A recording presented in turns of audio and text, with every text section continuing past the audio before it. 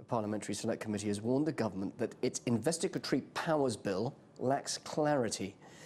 MPs are saying that the costs and procedures of the so-called Snoopers Charter is causing confusion among British internet companies and could affect their businesses. They want the draft bill to outline the terms for collecting internet connection records and consider subsidising its costs.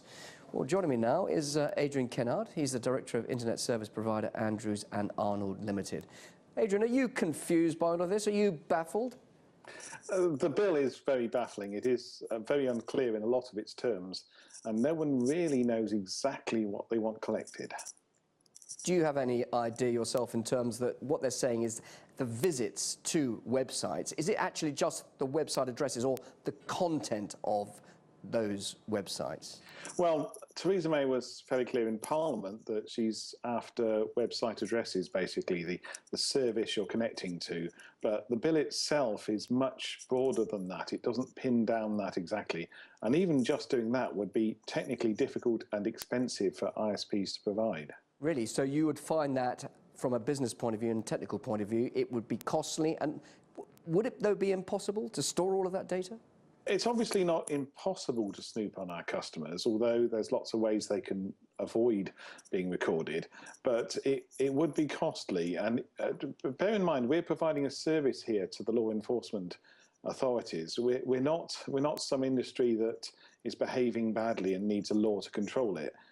This is a bill to try and ensure that we provide a service to help criminal investigation. And are you actually, by what you're doing, are you helping the government protect us? Because after all, that's what it's about, isn't it? Searching out criminal activity. Well, we obviously do what we can to help, but this is going a lot further. With telephone systems, companies were retaining itemised phone bills as a matter of course for their business. But with the internet, there's no such thing as an internet connection record. They're asking us to do a lot more work that isn't in our business interests to do in order to snoop on everybody, not just criminals. All right, not in your business interest. In other words, it's going to cost you money. What if it subsidised you, the government? What if you paid to do it? Would you change your mind then? Well, they need to do more than subsidise. They need to pay for it. As I say, this isn't something we're doing wrong. This is expecting us to provide a service, and we should be paid to provide that. And the report is very clear that Parliament should, or the government should, be paying ISPs their costs in complying with this bill. And what about all the information? Is it safe? Can you actually prevent it from being hacked? Well, that's a huge part of the costs.